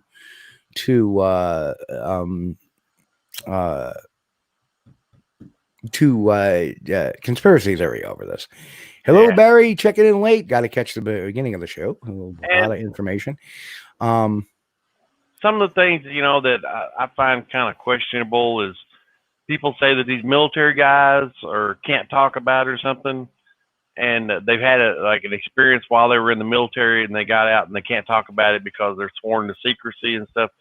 And I think I have to disagree with that. I mean, if you're in the military, depending on what job you had, maybe you had a secret intact or top secret security clearance. Well, that prevents you from talking about anything national security related, anything to do with your job, like you worked on radar systems of the aircraft or something. You don't talk about that to anybody, and that's fine. But now, what if you saw Bigfoot? I mean, come on, you can't talk about Bigfoot. Yeah, come on now. Unless it's location sensitive, It depends on what your NDA or your security clearance says. You may not be able to speak anything about anything, and that's not just because of Bigfoot. That's because of what your other things you're saying. Well, you guys interviewed Ray. Absolutely, guys. In just recently when we did, Steve, you came on my show. We had somebody from his unit come on and corroborate his stuff, and they didn't even know they were both on at the same time. That was really incredible. We had Ray on when we were doing the radio show. Yeah, and we were doing. I was on Mike's podcast about a month or so ago, and we were talking about the Mapinguari, and Ray started talking about the Mapinguari, and all of a sudden, one of Ray's squad came on and said, "Hey, I was with Ray, and we saw what we saw." Yeah, which is very powerful stuff. Not only you got one, but you got two in the same unit saying, "Hey, this is what we saw." And they got 18 other guys that will corroborate that that story. Right. But Steve, have you got that Mapinguari show with Ray on there on the YouTube archive uploaded? I'll have to look. I'm gonna. It's not on YouTube. It may be. I gotta check. Because I think everybody that hadn't heard that needs to hear that. That's one of the best shows I think we ever did. Yeah, this week. Really good. This week. Well, guess what, folks? Yes, the old boy here has been out on furlough because of COVID-19. But it looks like the next week or two, I'll be getting back. Oh, good. So just in time for the stim to run out. But so I started. Actually, it was kind of funny. The day before I left literally an hour before I left the expedition. I had Ted here and I had Fred here. Ted and Fred. And boy, those two banter like nobody else. Well, man, I was going to suggest if you were getting bored, sitting around, you could come down and hang some sheetrock here in Kentucky. Oh, that sounds like so much fun. Do a little drywall mudding and stuff like that. That sounds like so much fun. I think Mike should go. I'm not. Well, it's a pass-through. Isn't there something going on down in Tennessee coming up another week or two? I have to sling down that way. Oh, yeah. There's Gatlinburg or something. Yeah. Crypticon, yeah. Crypticon. That's coming on, and there's the Gettysburg Paranormal. I think the same weekend. Yeah. Is so, or maybe the weekend after. I don't know. Either or. But I don't think I'm going to make it to Tennessee this year. I was actually saying, well, if I'm going to be out, I may go down. But it looks like I'm going back to work. So yay! I don't lose any money. Yeah. Like I said, my whole thing on a conspiracy thing. Yeah. The best thing to do, get out in the woods, enjoy some fresh air. Yeah. My idea, researching on the couch doesn't work. Getting out, a bad day squatching is a day camping. Now, whether or not it's a good day camping or a bad day camping depends on the weather, usually. Depends on who's got the cookies and who's starting the fire. Or sometimes the company. Yeah. But, like you're out in the woods, you're sitting there enjoying, you're making s'mores, and all of a sudden this bearded guy with glasses comes on and says, "Hi, my name's Todd." That's a bad day camping. Oh no. I had to get that in there. Sorry. If that happens, you could also always ask him if he's got an extra pair of gorilla gloves around and your hands might be cold. Well, you can always tell where he is because there's a whole line of bullshit behind him. All right, enough of that. I'm sorry, I had a pander to the crowd here that was talking about it. But yeah, this is what we're talking about tonight. May not be the most exciting stuff. I understand that, but this is real tactical stuff. This is operational stuff. So, and I'm glad some people are saying, "Hey, I'm taking notes on this." That's awesome. I'm glad you are. We always try. Some days we have an entertaining show. Some days we have a news type of show. Tonight's one of the educational shows. Well, and that's the big thing that we really forgot, Steve, is the compass, the first aid kit. Oh yeah, all the and a radio. I mean, the best way to keep people going, and enjoying what's out there. I say, one of those disposable foil blankets that they have. Keep one of those in your pack. Yep. A compass, water, fresh water. Make sure you have enough water ration for yourself. So if you do get kind of some way to start a fire, my preference is a Zippo. Just make sure the flint is good and the fluid level is good, because that'll get you in a pinch. Or you can be like Mike and try to start a fire. I got it to start. You guys just couldn't take care of it when I walked away. Dude.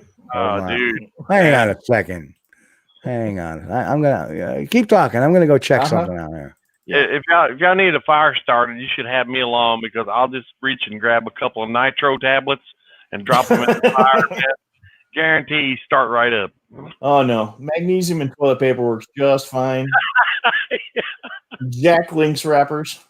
Yeah. But yeah.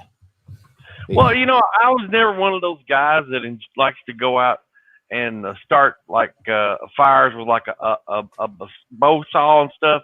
That's why God made lighters. And, as long as I've got one of these in my pocket, I don't have to worry about trying to find two pieces of flint to knock together, stuff like that. But it's good to know how to do that. Don't get me wrong. Oh, yeah. David, you're right. Petroleum jelly and cotton balls, definitely. I made sure I had I always carried the little face cotton swab. You pull oil off your face, put them on. And then I think I stole somebody's Doritos, because Doritos always work. I learned that as a crush up the Doritos. Put the Doritos down, a little toilet paper, and you're good to go. You got the kindle you need. But but that's a lot of things. We go out there and we head out in the woods, and what happens if we turn the wrong way? And people don't think about taking a like I said, I bought my thermal camera for search and rescue and the night vision. Make sure you got that compass, because there's a lot of places your phone is not going to work. Your GPS is not going to work. We were up in the Adirondacks. We got lost coming off a mountain because we couldn't figure out, because we're all like, oh yeah, we use our GPS on our phones. Nobody had one built into a vehicle, which was really strange. So you're like 5 minutes. Can you still read a map? Nobody can read a map anymore.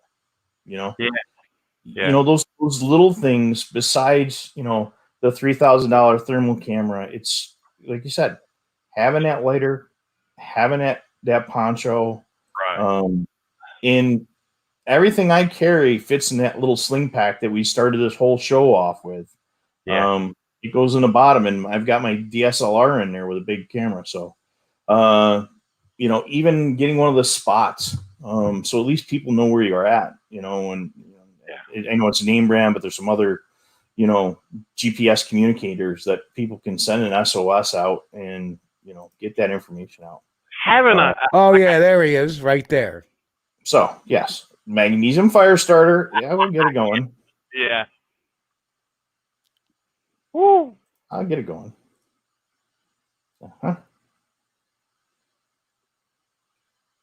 Oh, and the most important thing, a good knife. Yeah. Yeah. Oh, absolutely. Have a good knife. It won't be good when you get done with it, though. Oh, that beast. Yeah. Okay, this is probably the Zippo. There you go. That's Sasquatch approved. I get the little sticks, which I hadn't bought a magnesium stick in a long time, but the ones I used to buy, it came with like a little piece of a hacksaw blade. Yep. And you could actually like scrape off a little pile of magnesium, and then put that in your like a cotton ball or some crumbled up grass that's drill dry, and you would hit that little pile of magnesium, and woof, man, instant flame, dude. You have like there you go. You'd have like a hot dog cooking in like 30 seconds. So there he is, flicking in some magnesium flakes into it. Yeah. But it is good to know how to start a fire, without any modern convenience and stuff. Always have a lighter with you, but know how to do it without a lighter, just in case you have to. Because, man, I'll tell you what. And the fire is almost out. It was all wet. Yeah, we had the hardest time with that fire. That's it. You have not tried to start a fire in the woods until you've tried to start one with wet materials. And a lot of times it is wet. Even if it hadn't rained today, everything where it rained yesterday, everything's still wet. But so that's that's one of mine. That's just with the normal night vision. I didn't pop the extender on it. So that's not even bad night vision just on the regular. But just some expedition video of us tootling around. If you have a half of a pint of Kentucky refreshment in your backpack, that'll work to start a fire. There's Fred. That's scary enough.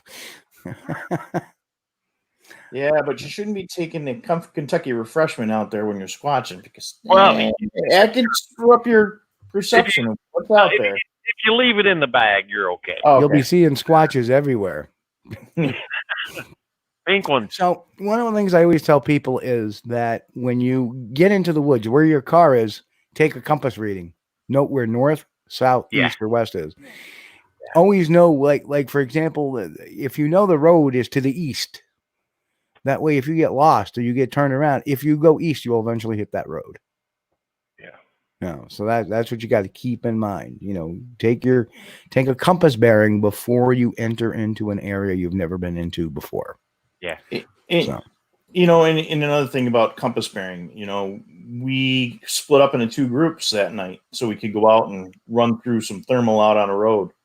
And Steve's like, okay, we got something coming in from the north. We got something coming in from the west, and you're like, where's the compass? Okay, it's buried in the bottom of my pocket, when it's pitch black and you're using thermal. But knowing where those compass headings are coming from, so at least when you're doing your documentation in your field notebook, that's a big thing. Our team and Steve with our guys from Nesras, we got a guy back in camp that's keeping directions on compass bearings and times a day, and that's another thing that we started just using is this Kestrel drop. This does, temperature, relative humidity, dew point, pressure, the altitude and everything like that. That downloads right on my phone. It's a little piece of technology. I have my bag out in the car, but you're worried about migration routes and times a year. Well, I can go back and look at that pressure setting that we had this time of year now. And I'm using one up here, and I know somebody's using one in South Carolina right now, specifically for research, because we both got ours the same day from the company. So people are talking about GPS in the woods. Believe it or not, the area that we go in, Research One, I have a Garmin.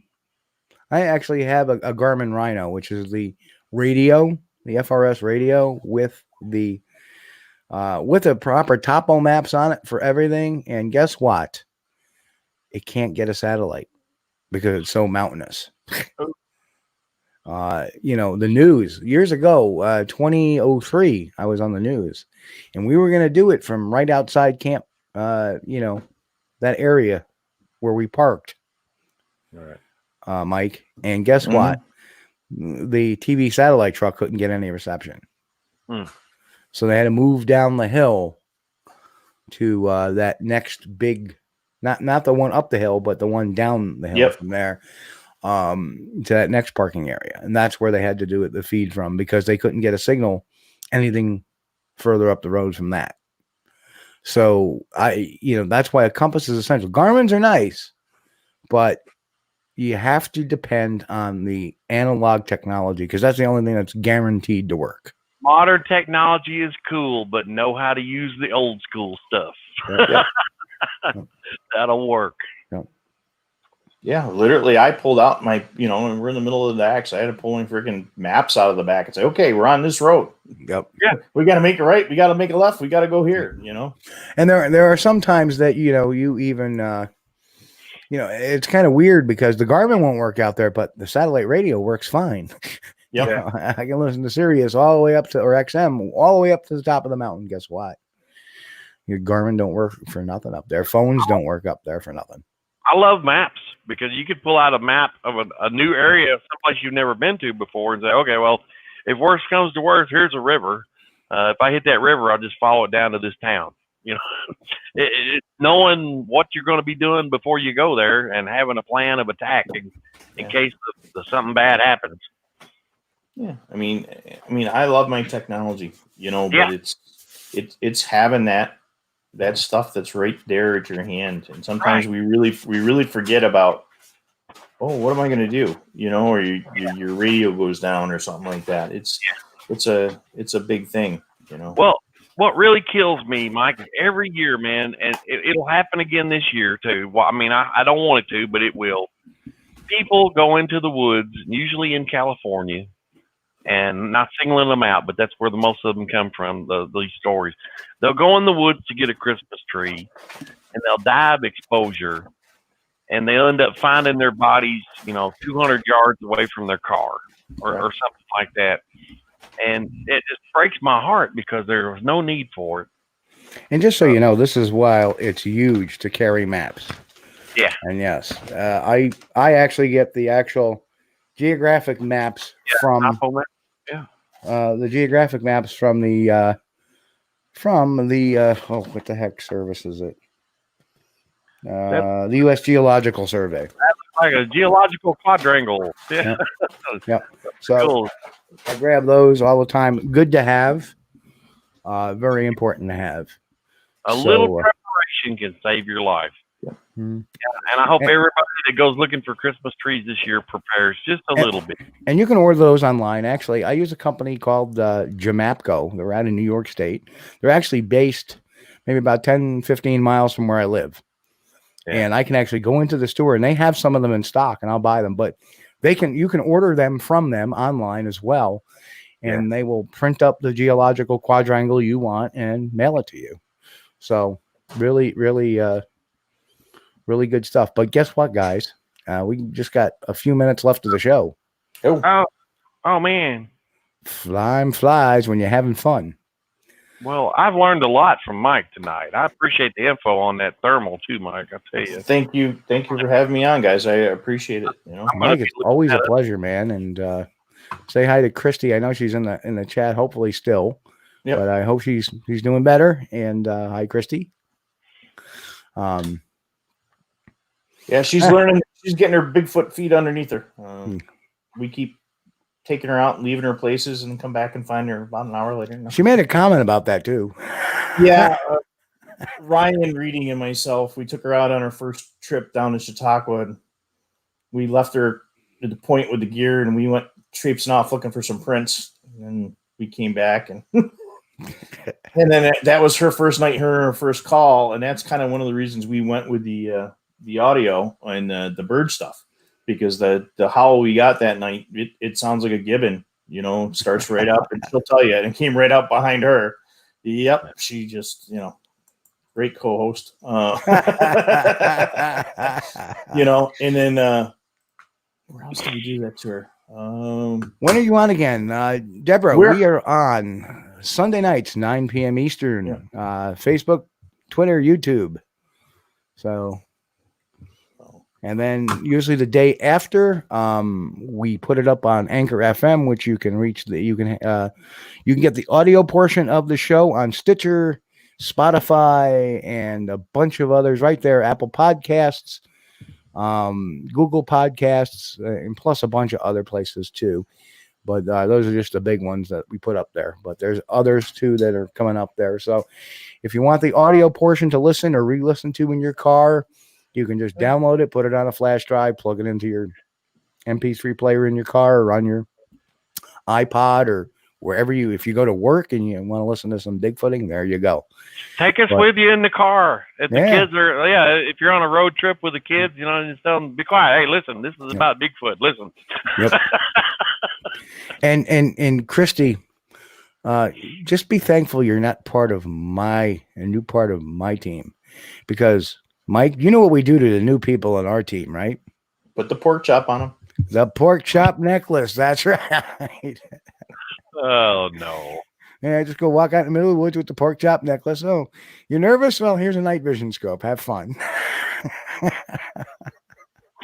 Leave me with a pork chop. I'll have me a fire built in no time. And just buddy. remember, if there's anything bad in the woods, you only have to run faster than the slowest person. That's all. Yeah. Okay, folks. Well, on behalf of me and Chris, and thanks again, Mike, for coming on. Thank you, gentlemen. Well, Thank you. Mike and I talk to each other every week, so we're always babbling about something. But Chris, you want to do your usual? I want to thank everybody for joining us tonight. We appreciate everybody. And please, if you're watching us on YouTube, hit the like and subscribe. And if you want to, hit the notification bell. And thanks again, Mike, for joining us. Thank you. And on behalf of me and everybody else here on Squatch-D TV, we want to wish everybody a happy, safe, and healthy week. God bless. And of course, keep on squatching. We'll catch you all next week, 9 p.m. Eastern time, Sunday nights. Facebook, YouTube, Twitter, Anchor, usually on Mondays. We'll catch you all later.